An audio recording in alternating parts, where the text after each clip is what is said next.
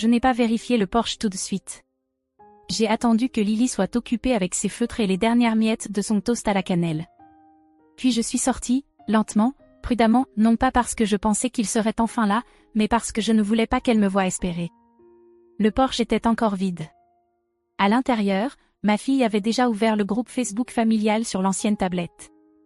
Claire avait posté une photo de ses enfants, Josh, Ava et Maddie, rayonnant à côté de 3 grandes boîtes enveloppées dans du papier à carreaux et nouées d'un ruban doré. De mamie Evelyne, disait la légende. Confiture maison, encore. Lily leva les yeux vers moi. Elle a 6 ans, intelligente, et plus silencieuse qu'elle ne devrait l'être. Mamie m'a oubliée cette année, demanda-t-elle. J'ai souri trop vite. Peut-être que le courrier est juste lent.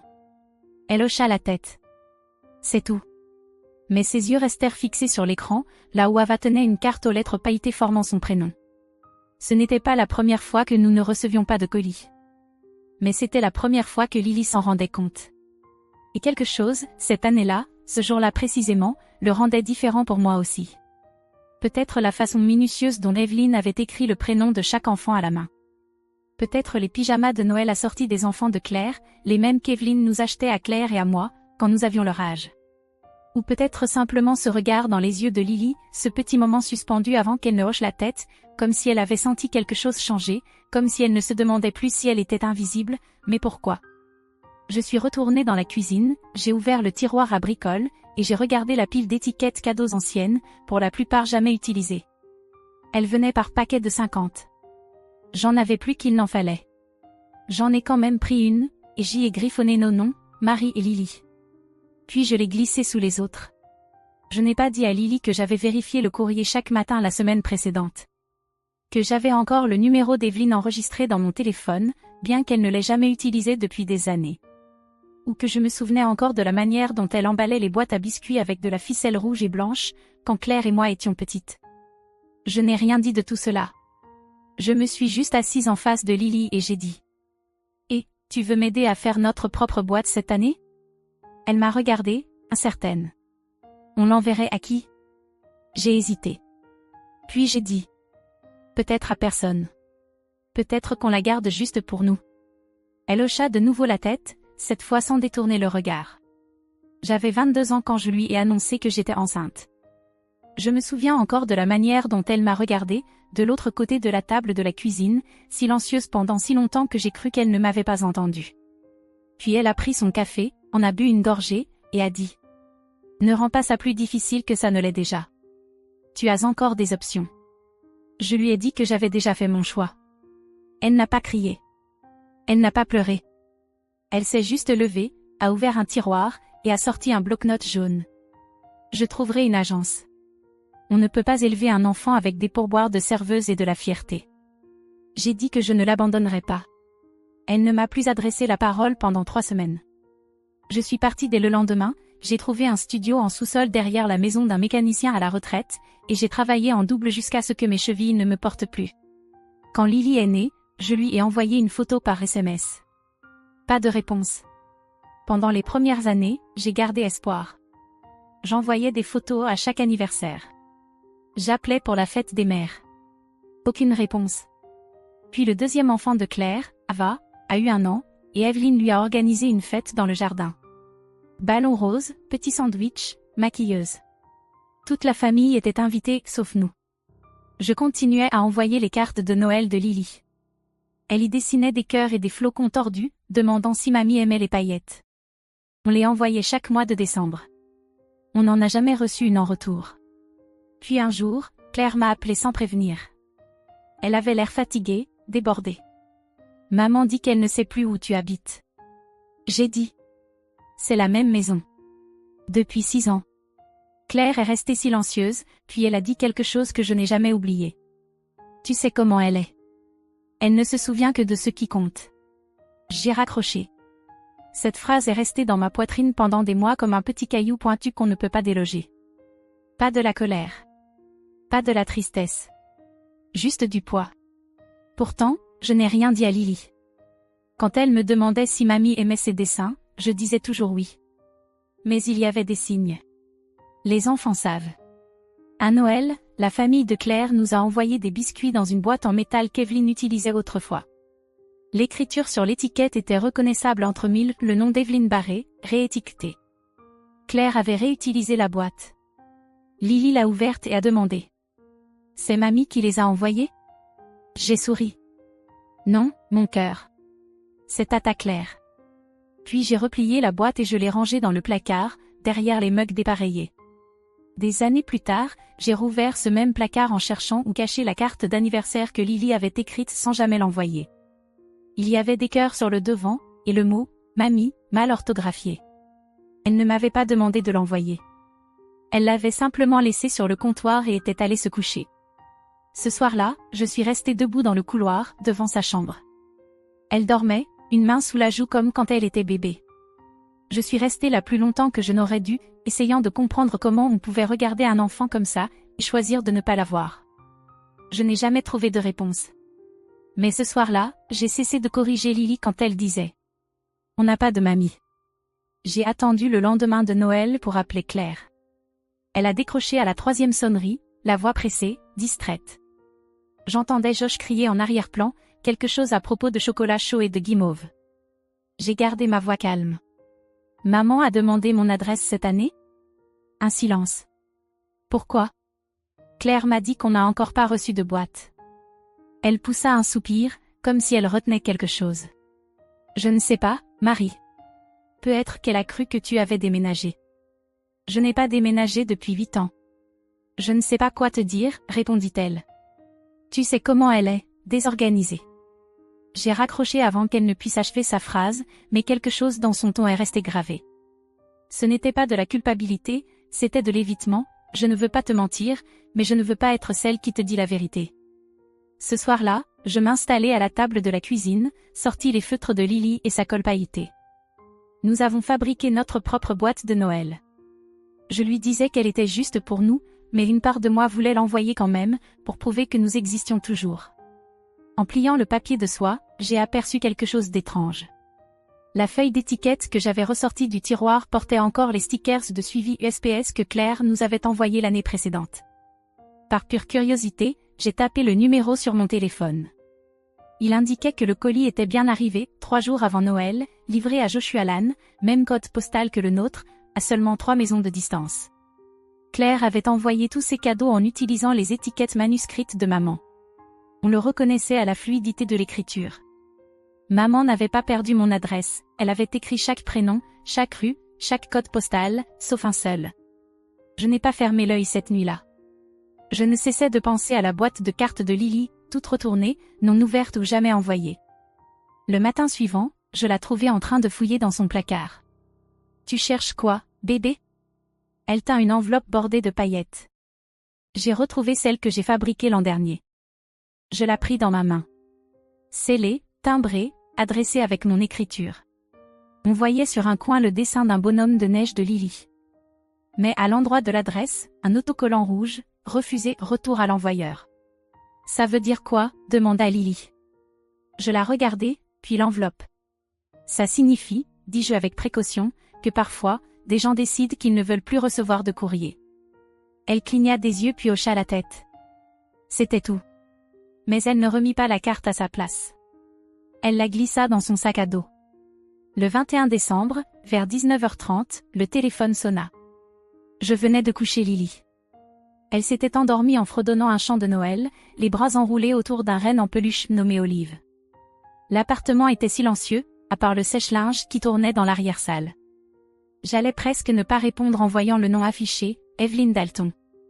Je restais figée. Cela faisait des années que je n'avais pas vu ce nom sur mon écran. Il semblait hors de mon quotidien, appartenir à une autre vie. Je décrochai. « Salut, Marie. » Sa voix était calme, distante, comme pour confirmer un rendez-vous médical. J'ai murmuré un bonjour. Je réorganisais de vieilles affaires, commença-t-elle. Et j'ai retrouvé des dessins de Lily. Je restais silencieuse. Elle a 6 ans maintenant, non? Elle aura 7 ans en mars, répondis-je. Elle fit un petit H.M. Elle aime toujours dessiner? Oui. Long silence. C'est bien. L'art, c'est un exutoire créatif. J'ai failli rire. Ce genre de phrase qu'elle prononçait quand nous étions enfants suffisamment vagues pour sembler encourageantes, sans toucher la réalité. Et pourtant elle avait appelé. Après tout ce temps. Elle avait prononcé le prénom de Lily. Ça voulait dire quelque chose. Elle me demanda ce que Lily aimait. Je lui répondis, autocollant de renard, stylo paillettes, pâtisserie, tout ce qui a du glaçage orange.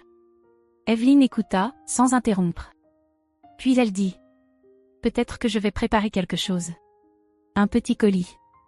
J'ai probablement le temps. Et soudain, ma poitrine se serra comme jamais depuis longtemps. Après avoir raccroché, je restai longtemps à la table de la cuisine, repensant à ces mots. Peut-être que je vais préparer quelque chose. Je me permis d'y croire un peu. Pas entièrement, mais juste assez pour dire à Lily, le lendemain matin, que mamie avait appelé. Vraiment, demanda-t-elle, les yeux écarquillés. Elle a demandé des nouvelles de toi. Elle se souvenait de tes dessins. Lily rayonna. Tu crois qu'elle va envoyer quelque chose? Peut-être, dis-je. Peut-être que cette année sera différente. 24 décembre. Le courrier est arrivé tôt. Rien. 25 décembre. Le porche est resté vide. La boîte mail aussi. Claire a posté une nouvelle photo des enfants en pyjama assortis en flanelle, tenant des mugs de chocolat chaud, debout près de leur boîte. Celle de Maddie contenait une boule à neige.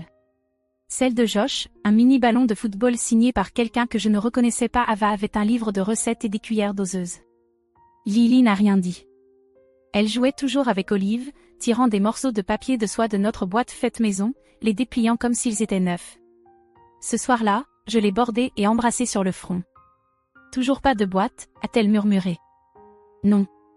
Un silence. Est-ce qu'elle a changé d'avis? Je l'ai regardée, 7 ans, et déjà bien trop au fait de ce que signifie le retrait affectif. Non, ma chérie, ai-je dit. Certaines personnes ne changent pas, et ce n'est pas de ta faute. Le lendemain, je suis allée à pied au bureau de poste avec une petite boîte enveloppée dans du papier brun ordinaire. À l'intérieur, un bonhomme de neige en argile que Lily avait fabriqué, un de ses dessins représentant un renard avec un bonnet de Père Noël, et une photo d'elle tenant la boîte de biscuits de Claire, souriante, mais pas tout à fait.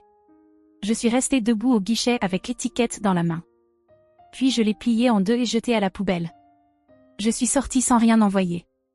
C'était un jeudi de janvier quand tante Ruth est morte. Ce n'était pas vraiment ma tante, juste la cousine de ma mère, mais elle était la seule adulte à m'avoir déjà demandé si j'allais bien, sans que cela sonne comme une obligation. Elle m'avait dit un jour que j'avais des yeux qui ne savaient pas mentir. Je pense que c'est pour ça qu'Evelyne la tenait toujours à distance. Les funérailles étaient modestes, du genre où personne ne parle sauf si on lui parle. Froid, vent, ciel gris, chaise pliante sur l'herbe mouillée. J'ai vu Evelyne près du cercueil après la cérémonie, emmitouflée dans son manteau comme si elle ne faisait pas confiance au monde pour la réchauffer. Claire se tenait à côté d'elle, le dos droit, le regard vide. Personne ne m'a regardé. Personne n'a demandé des nouvelles de Lily. Après l'enterrement, Claire m'a invitée chez elle pour un café. Elle a dit qu'Evelyne était trop épuisée pour recevoir. Il y avait des choses à trier, les vieilles tasses à thé de Ruth, des serviettes brodées, des photos. Je l'ai suivie sans rien attendre, juste pour faire acte de présence. Pendant que Claire rangeait les restes dans la cuisine, je me suis promenée dans la maison, et passé la table du couloir, puis suis entrée dans la salle à manger. L'ordinateur portable d'Evelyne était ouvert sur la table, l'écran encore allumé. Je n'avais pas prévu de lire quoi que ce soit, mais le mail était déjà affiché. Mon nom figurait dans l'objet. C'était un message d'Evelyne, envoyé à Claire 2 jours avant Noël. Merci d'avoir encore géré les cadeaux. Les boîtes étaient parfaites. Je n'ai que 3 petits-enfants, et je te remercie de m'aider à le faire comprendre. Marie a fait son choix. J'ai fait le mien. Je ne récompenserai pas la honte avec la tradition. Cet enfant n'est pas de la famille. Je ne me laisserai pas culpabiliser à faire semblant. Je ne bougeais pas. Mes mains restaient le long du corps, mais quelque chose en moi s'est recroquevillé. Ce n'était pas un oubli. Ce n'était pas une adresse perdue ou une liste égarée. C'était une politique. Elle nous avait rayés, pas par accident, pas à cause de la distance, mais délibérément. J'ai fixé les mots jusqu'à ce qu'ils ne ressemblent plus à un langage, jusqu'à ce qu'ils deviennent juste des formes, faites par quelqu'un que j'avais autrefois appelé « maman ». Puis je suis sortie doucement de la pièce. Claire parlait toujours dans la cuisine, riait légèrement au téléphone. Je ne lui ai rien dit de ce que j'avais vu. Je n'en ai pas parlé pendant le trajet du retour. Cela ne servait à rien. Certaines vérités arrivent complètes. Elles n'ont pas besoin d'être déballées. Elles ne demandent pas pardon. Elles doivent juste rester là où on les trouve. Je n'ai pas beaucoup dormi après les funérailles. Ce n'était pas le froid ni le silence. C'était l'email. La façon dont il semblait simple à l'écran. Propre. Comme si ce qu'Evelyn avait dit n'était pas cruel, juste efficace, comme effacer un nom d'une liste. Au matin, j'ai arrêté de me demander pourquoi. J'ai trouvé une boîte dans le placard de Lily, solide, inutilisée, du genre qu'Evelyn aimait. Coin net, sans marque. Je l'ai tapissée de papier de soie, pris dans le tiroir sous l'évier. Pas du papier festif, juste du blanc uni. Puis j'ai commencé à la remplir. D'abord, la carte d'anniversaire de Lily, celle avec l'autocollant renard et l'écriture irrégulière. Elle disait encore « Je t'aime » au feutre tremblant. Puis les dessins de Noël qu'elle avait faits au fil des années. La plupart, je les avais discrètement rangés. Bonhomme de neige, étoile, un sapin bancal avec son prénom en bas, écrit en colle pailleté. Une décoration en argile en forme de flocons de neige, légèrement fendue, mais précieuse. Une photo de Lily faisant des biscuits, le visage couvert de farine et de fierté. Elle portait un tablier que j'avais cousu à partir de vieilles têtes d'oreiller. Evelyn ne l'avait jamais vu. Elle n'avait jamais demandé. J'ai placé les dessins au-dessus, lissé les bords, puis j'ai fermé la boîte. J'ai imprimé une étiquette sans affranchissement, juste des noms et une adresse qui n'avaient jamais changé. Et dans la section « Expéditeur », j'ai écrit « Retour à l'envoyeur ». Le lendemain matin, je suis allée chez Evelyn, me suis garée à un demi-pâté de maison, et marché lentement sur le trottoir, portant la boîte à deux mains comme si elle pesait plus qu'en réalité. Le porche était exactement comme dans mon souvenir, planche décolorée, couronne fanée, le même paillasson qu'il y a 15 Noëls, où l'on lisait encore « Bienvenue ». Je n'ai pas frappé. Je n'ai pas attendu. J'ai simplement déposé la boîte devant la porte, sous la fenêtre d'où elle appelait autrefois Claire depuis le jardin. J'ai reculé, je l'ai regardée une dernière fois, puis je me suis retournée et suis partie. Pas en colère, pas brisée, juste, fini. Le printemps est arrivé tard cette année-là. Même en avril, des plaques de neige s'accrochaient encore au sol, comme si personne ne leur avait dit que l'hiver était terminé. J'ai commencé à entr'ouvrir les fenêtres pendant la journée, juste un peu, juste assez pour laisser entrer un air qui ne sentait plus le souvenir. Lily n'a pas parlé de la boîte. Ni à Pâques. Ni pour mon anniversaire. Ni lorsqu'elle m'a aidé à ranger les dernières cartes de vœux que nous n'avions jamais envoyées. Un dimanche, je l'ai trouvée dans un coin de sa chambre, une boîte à chaussures vide posée sur ses genoux. Elle la couvrait d'autocollants, des renards, des cupcakes, des étoiles. Je me suis assise à côté d'elle. « C'est quoi, ça ?» ai-je demandé. Elle a haussé les épaules. « C'est pour plus tard. »« Pour quoi faire ?»« Pour quand j'aurai des enfants, » a-t-elle dit, pour ne pas oublier. À l'intérieur de la boîte, il y avait des cartes vierges, un peu de ruban usé, quelques étiquettes jamais utilisées de notre tiroir. L'une d'elles portait encore nos prénoms, écrits de ma main, Marie et Lily. Je n'ai rien dit. J'ai juste tendu la main et l'ai aidée à coller le dernier autocollant bien à plat. Elle m'a regardé et m'a souri. Pas un grand sourire, pas exagéré, juste, assez. Ce soir-là, en pliant le linge et en écoutant le vent tourner dehors, j'ai compris quelque chose. Il y a des boîtes qu'on attend, et d'autres qu'on envoie. Des boîtes qui n'arrivent jamais. Et puis, il y a celles qu'on garde. La boîte de Lily n'avait pas besoin d'étiquette.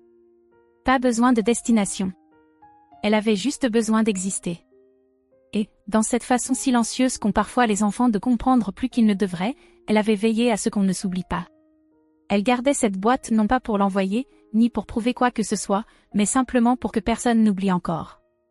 Je ne sais pas à quoi ressemble votre boîte. Peut-être qu'elle est dans un tiroir. Peut-être que c'est juste un prénom que vous ne prononcez plus à voix haute. Mais si vous avez déjà attendu dans un couloir en vous demandant pourquoi il se souvenait de tout le monde sauf de vous.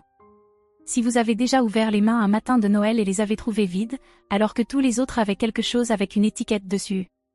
Vous connaissez déjà cette histoire. Nous n'avons pas besoin d'échanger les détails. Vous n'avez pas à me dire comment il vous appelait, ni combien de temps vous avez attendu ce coup à la porte qui n'est jamais venu. J'y suis passé, moi aussi.